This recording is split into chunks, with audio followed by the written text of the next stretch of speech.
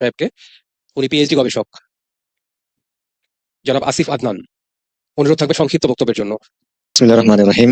ইন্নাল হামদুলিল্লাহ ওয়াসসালাতু ওয়াসসালামু আলা রাসূলিল্লাহ। রাব্বি ইশরাহ লি সাদরি ওয়া ইয়াসসির লি আমরি ওয়াহলুল উকদাতাম মিন লিসানি ইয়াফকাহু কওলি। এডুকেশন বা পেডাগজি আসলে আমার নিজের এরিয়া অফ এক্সপার্টিস না।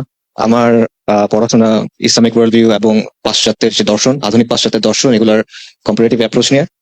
সো প্র্যাকটিক্যাল সলিউশন বা এরকম প্রস্তাবনা এটা মনে হয় আমার জন্য আসলে উচিত হবে না। আমি একটা জেনারেল অবজারভেশন বলার চেষ্টা করবো, যেটা আমার কাছে মনে হয় যে কোনো মিনিংফুল রিফর্ম যদি আমরা চাই, এটার জন্য হয়তো বা এগুলো পার্টিনেন্ট হতে পারে বা রেলেভেন্ট হতে পারে। কিছু কথা হয়তো বা একটু রেপিটেশন হবে, বাট কিছু রেপিটেশন মনে হয় দরকার আছে। ফাজা কেনেন না ফাতে যিকরা। দুটো পয়েন্টকে ধরে আমি বলি, এখানে আমাদের অনুষ্ঠানের শিরোনামে দুটো পয়েন্ট আছে, একটা হলো পতিত ফ্যাসিজম আর একটা হলো ইসলাম বান্ধব। এই দুটো পয়েন্টকে ধরে যদি বলি, ফ্যাসিজমের কিছু বেসিক ক্যারেক্টারিস্টিক্স থাকে। একটা হলো কাল্ট অফ পার্সোনালিটি, তারপর একটা হলো উগ্র জাতীয়তাবাদ, ইতিহাসের ভুল বয়ান, ডিহিউম্যানাইজেশন, এবং এই প্রত্যেকটা জিনিস এখনো চলমান আছে। আমরা কাল্ট অফ পার্সোনালিটি দেখছি, মুজিববাদী যে বয়ান, মুজিবকে নিয়ে যে ফেটিস, মুজিব ছাড়া আর কেউ নাই, 7ই মার্চ ছাড়া আর কিছু নাই, এই জিনিসটা এখনো চলমান আছে। উগ্র জাতীয়তাবাদী যে বয়ান আছে, যেটা বেঙ্গল রেনেসা থেকে আসছে, বাংলা নবজাগরণ থেকে আসছে, তারপর সিরাজুল আলম খানদের হাত ধরে আসছে, এটা পুরোপুরি এখনো আছে এবং এখানে মুসলিমরা এক্সক্লুডেড। আমরা রাজা রামমোহন রায়দের কথা পড়তেছি, কিন্তু তিতুমির, হাজী শরীয়তুল্লাহ, সৈয়দ আহমেদ শহীদ, এই আলোচনাগুলো আমরা দেখতেছি না। ফকির মজনু শাহ, ওনাদের আলোচনাগুলো আমরা দেখতেছি না। সো হিন্দু বাঙালিদের বা কলকাতার সমাজ সংস্কারের আন্দোলন আছে, কিন্তু মুসলিমদের সংস্কারের আন্দোলনের কথা সেখানে নাই। সো এক্সক্লুশন আছে। ইতিহাসের ভুল বয়ান আছে, যেখানে ইসলাম এবং মুসলিমদের মুছে ফেলা হইতেছে।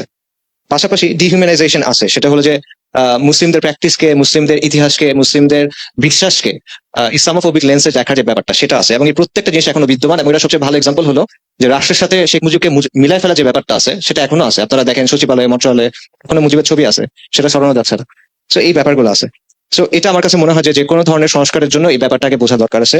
পাশাপাশি ইসলাম বান্ধব কেন, সেই জায়গাতে কিছু কথা, সেটা হলো আত্মপরিচয়ের একটা সংকট আমার মনে হয় আমাদের দেশের মধ্যে রয়ে গেছে, এটা কোনো সলিউশন হয় নাই। ধরেন একটা জাতিগোষ্ঠী বা একটা জনগোষ্ঠী একটা শক্তিশালী সমাজ নির্মাণ করবে, সভ্যতা নির্মাণ করবে, এই জন্য তার মধ্যে একটা কোর জায়গায় একমত হতে হয়। এটা ইবনু খালদুন, আসাবিয়া বলছেন, হেগেল বলছেন ফোলকস রাইস্ট, এমিল দুরখেম বলছেন ন্যাশনাল কালেকটিভ কনসিয়াসনেস। আলটিমেটলি কথাটা একই, আপনার একটা জায়গায় একমত হইতে হবে, একটা পরিচয়কে আঁকড়ে ধরতে হবে, একটা বিশ্বাসকে আঁকড়ে ধরতে হবে, যেটার ভিত্তিতে আপনি পৃথিবীতে হাজির হবেন। সেই জায়গাটা আমার কাছে মনে হয় যে আমাদের এখানে এটা হয় নাই। বাঙালি জাতীয়তাবাদকে ধরে রাখা হচ্ছে, যেটা বেসিক্যালি কলকাতা থেকে আসা একটা জিনিস, এবং এটাতে ইসলাম এবং মুসলিমদের জায়গাটা হবে হয় নাই, এবং এটা কোনো সলিউশন আসলে হয় নাই। অনেকে এখানে বলেন যে বাঙালি বনাম বাংলাদেশে একটা বিতর্ক আছে, বাট আমার কাছে মনে হয় যে বাংলাদেশি যে পরিচয়, এটা আপনি 71 থেকে শুরু করেন, এটা আসলে ওই জিনিসটা আপনাকে দিতে পারবে না। বিশেষ করে what is Bangladesh, what is the idea of Bangladesh, what does it mean to be Bangladeshi, এই প্রশ্নগুলো আসলে ক্লারিফাই করা হয় নাই। সো যে জিনিসটা ক্লারিফাই করা হয় নাই, ওই জিনিসটা আঁকড়ে ধরে আপনি কিভাবে এটা করবেন। এবং এটা জরুরি এই জন্য যে আপনার ফ্যাসিজমের পরে সবসময় বলা হয় যে কালচারাল রিকনস্ট্রাকশনের একটা প্রয়োজন হয়। এটা ভাইরা অলরেডি বলছেন যে আওয়ামী লীগ তো রাজনীতির ময়দানে ছিল না 75-এর পর অনেকদিন, কিন্তু আওয়ামী লীগ কিভাবে এই আওয়ামী জাহিলিয়াত 2.0 নিয়ে এত ফেরত আসলো, এত শক্তিশালী ভাবে ফেরত আসলো, কারণ তার বয়ানটা ছিল, তার ন্যারেটিভটা রয়ে গেছিল, ওই কালচারাল হেজেমনিটা রয়ে গেছিল। তো এটার মোকাবেলা যদি আপনি না করেন, এটা অন্য কোনো নামে হোক, অন্য কোনো চেহারায় হোক, এটা ফেরত আসতে হবে। সো এই কালচারাল রিকনস্ট্রাকশনটা করতে হলে আপনার ওই আত্মপরিচয়ের সংকটটা সমাধান করতে হবে, কালেকটিভ কনসিয়াসনেসের জায়গা ঠিক করতে হবে, এবং এই জায়গাটি আমরা বলতেছি যে এটা হইতে হবে ইসলামের জায়গা থেকে, এটা বাইরে আর কিছু দিয়ে হবে না। এবং পাশাপাশি ভারতের ব্যাপারটা আছে, অখণ্ড ভারতের ব্যাপার আছে, নেহরু ডক্ট্রিনের ব্যাপার আছে, ইন্ডিয়ান এক্সপ্যানশনিস্ট চিন্তার ব্যাপার আছে।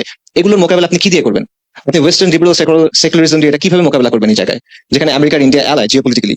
এটা আপনার মুসলিম আইডেন্টিটি ছাড়া কোনো কিছু দিয়ে আপনি এটা পারবেন না, ইটস নট পসিবল। সো এই জিনিসটা আসলে চিন্তার ব্যাপার আছে।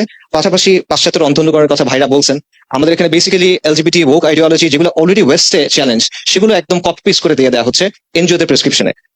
বন্ধু সোশ্যাল ওয়েলফেয়ার, ব্র্যাক, এদের মতো লোকজন বইয়ের চ্যাপ্টার লিখতেছে, এগুলো বাস্তবতা। এগুলো চেঞ্জ হবে কিনা, এটা আসলে আমরা এখনো নিশ্চিত হতে পারতেছি না। আমরা এই জিনিসটা বোঝার দরকার আছে। পাশাপাশি ওয়েস্টের ব্যাপারে ক্রিটিক্যাল অ্যাপ্রোচ নেওয়া, যে ওয়েস্টের সবকিছুই আমরা বিনা প্রশ্নে গ্রহণ করবো কিনা। ভাই যেটা বলতেছিলেন যে এখানে একটা আদর্শের ব্যাপার আছে, ফিলোসফিক্যাল জায়গার ব্যাপার আছে, এই ব্যাপারে বিভিন্ন আলোচনা আছে। For example, Ismail Faruqi Islamization of নলেজের আলোচনা করছেন, Syed Naquib Al Attas de westernization of নলেজের কথা বলছেন। এই ব্যাপারগুলো আমার মনে হয় চিন্তা করার এবং বোঝাপড়ার কিছু প্রয়োজন আছে। ফাইনালি এথিক্যাল এবং মরাল ক্রাইসিস একটা আমাদের সমাজের মধ্যে আছে, যেটা আমাদের এই সেকুলার এডুকেশন আসলে সলভ করতে পারতেছে না। আমাদের সমাজে মানে এটা যদি একটা গ্রাফ চিন্তা করেন, এটা ডাউনওয়ার্ড স্লোপিং, এটা কন্টিনিউয়াসলি ডাউনওয়ার্ড স্লোপিং, আমাদের এথিক্যাল এবং মরাল জায়গাটা। তো এই জায়গাটা আপনি কি দিয়ে ফিল আপ করবেন? এটাকে আপনি বাঙালি জাতীয়তাবাদ বা এই ধরনের কোনো কিছু দিয়ে ফিল আপ করতে পারবেন? এখানেও মনে হয় ইসলামের জায়গাটাই আসলে আমাদের ঘুরে ফিরে আসতে হচ্ছে এবং সেটা ইন্টিগ্রেট করতে হচ্ছে। ফাইনালি আমি যেটা বলবো সেটা হলো যে প্রপার পেডাগজিক্যাল কোনো অ্যাপ্রোচ আমার কাছে মনে হচ্ছে যে নেওয়া হচ্ছে না। যে আমাদের যে শিক্ষা কমিশন করা হচ্ছে, সেখানে আমরা দেখতেছি কিছু সেকুলার ইন্টেলেকচুয়ালস আছেন, কিন্তু তারা আসলে পেডাগজির লোক তো না। তো এই জিনিসটা আসলে কেন হচ্ছে এটা ক্লিয়ার না। এবং তাদের চিন্তা ভাবনার জায়গাতেও যখন বলা হচ্ছে যে এরা তো আসলে ওই চিন্তাগুলোই ধারণ করেন যেগুলো আগে প্রতিবাদ করা হচ্ছে, তখন বলা হচ্ছে যে আমাদের কথা বলতে দেওয়ার সুযোগ নাই। বলা হচ্ছে যে টিআইবি থেকে ফর এক্সাম্পল বলা হয়েছে যে মৌলবাদীরা সরকার সেটা আঘাত করছে বা সরকার মূল্যবাদী সেটা আঘাত করছে, যখন শিক্ষা কমিশনের কিছু বিতর্কিত মানুষকে নিয়ে প্রশ্ন তোলা হয়েছে। সো এখানে সিস্টেম্যাটিক ইসলামোফোবিয়ার একটা ব্যাপার আছে, যে মুসলিমরা যখনই সমাজে তার বিশ্বাসের জায়গা থেকে কথা বলতেছে তখন বলা হচ্ছে যে এটা আসলে মানে মৌলবাদ, উগ্রবাদ, এটসেট্রা এটসেট্রা। সো এই ব্যাপারগুলো আমার কাছে মনে হয় চিন্তা করার দরকার আছে, যদি আমরা আসলে কোনো মিনিংফুল সংস্কারের কথা চিন্তা করি। Thank you.